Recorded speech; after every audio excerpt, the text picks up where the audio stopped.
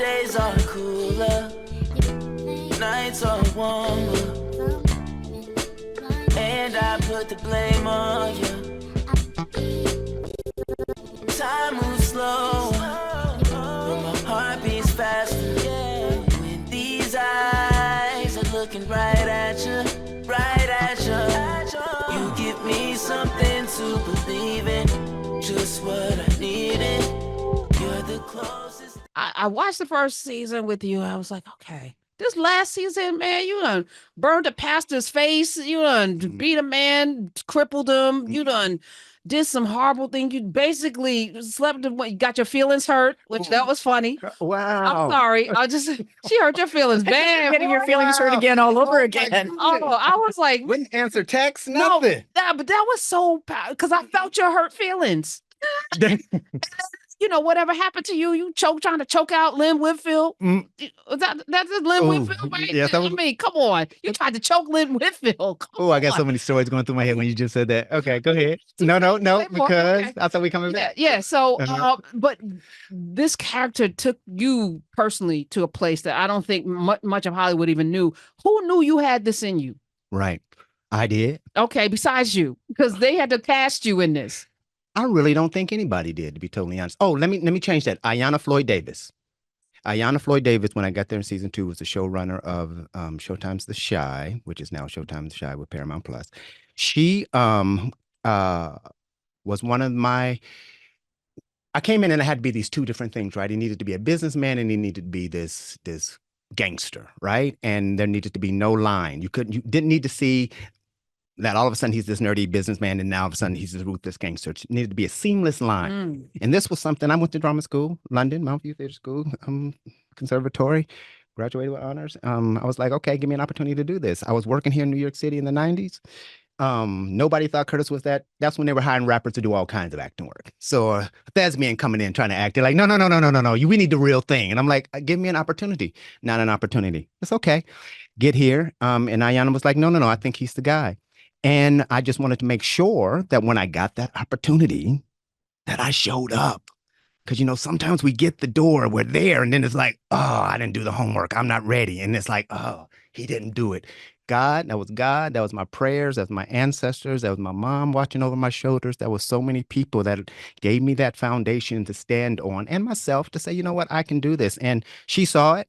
And then after they saw it, the rest of the writers' room saw it. They allowed me to do it, which is also a gift because they could have saw it and been like, yeah, well, you know what, that's too much. We're not doing this on this show. And dare I say, I took this dude from 0 to 100. And I don't know how often we get to see that from a Black character on television or from any character on television. We get to see it sparingly and throughout, but I feel very fortunate of the work I was able to do on The Chi. I'm very, very proud of it. You put that thing down. Thank you. On a level that just knowing a few times we've engaged. I love you as a person, but that character, I was not ever rooting for him, for, but when you ran for mayor and then you turned and became mayor and was doing stuff and with the policing, I was like, okay, it's powerful. I can see how somebody like that could be mayor. But as we talk about Trump, it's a similar thing where there's this hope that this strong man might come in and fix everything, but at the base of who you are is not a good person, and that's always going to be the default. And I think the dude, actually, there was some good qualities about him. I think he definitely cared about his community. He cared about the South Side of Chicago. And then there was a time when he fell in love. He honestly fell in love with that Tracy character. You got your feelings hurt. Okay, you're gonna keep saying that. But then, that's why I wanted to come here on Friday because I got so much stuff in my mind. I'm like, this is not Friday. It doesn't matter. It can be terrible or tricky Tuesday. We can make it work. Right. And thank you, Smith. Yes. And so I feel like, and that was another gift of this character, right? That he didn't have to be just one-dimensional. He could have all of those things. And then, dare I say, towards the end, when he did turn more one-dimensional, towards the end of season 6 and whatever, it was okay because we had already saw this other stuff. We had already got to see him do all these other things. So it's like, okay, let's see if he can do this. And that's why he's shooting people for chewing gum. That's why, and dare I say, I still think he's fair. Like when Nuck decided to go off and he's like, okay, I want to know what you're doing. And he tells him, he doesn't just shoot him and pop off. He's like, okay, throw your hands up. Let's Look, fight. Yeah. he's in his late 50s. You in your 30s. If you take me out, you take me out. You have an opportunity. He lost. Yeah. And so he got his behind beat. Right. Like he should. Right. Like he would. Even if he came up. Okay, moving on. And so Okay. Yeah. you got to May I watch it now. May I ask a question? So So you joined in season 2, yes. and the final season is season 6. Do this final season was Right. season 6. So that means you're on for 5 seasons. Yes. How much of this arc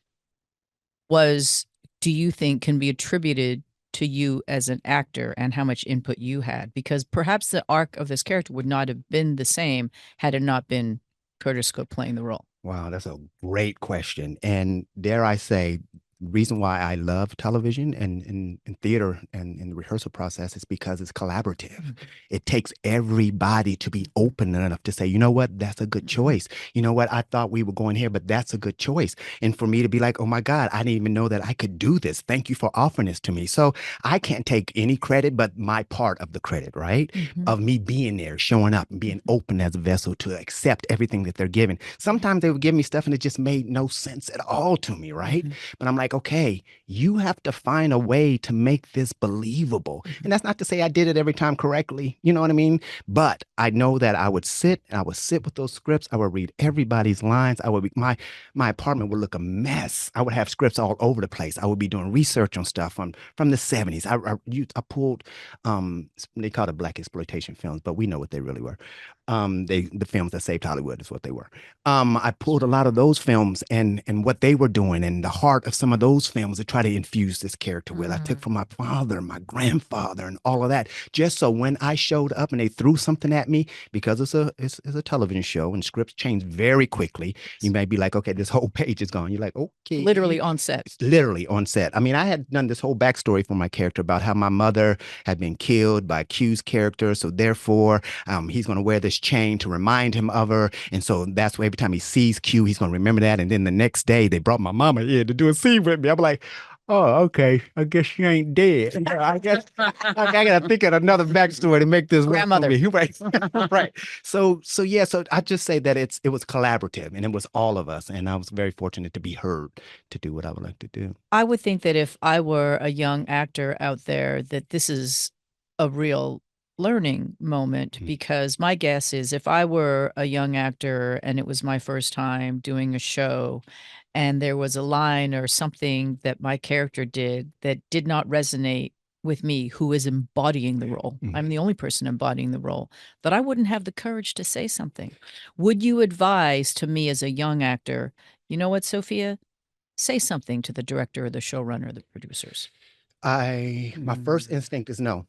Not to say anything, because I think it takes, and if you're saying you're a young actor and you're just beginning, it takes a bit of doing what you feel is wrong to get to knowing what is right. Because if I give you this opportunity every time to change it when it doesn't feel right for you and you didn't try the other thing, you may put yourself into a little hole of just whatever feels good to me. And so now it's like the picture stays the same. It doesn't grow because of other artists coming in and adding colors that you didn't even imagine. Add this blue, add this green. You're like, no, red is my thing. Red is strong. It is. But add this. You never know what could happen with that. That's life. My days are cooler, nights are warmer, and I put the blame on you. Time moves slow, but my heart beats faster. When these eyes are looking right at you, right at you. You give me something to believe in, just what I needed. You're the closest.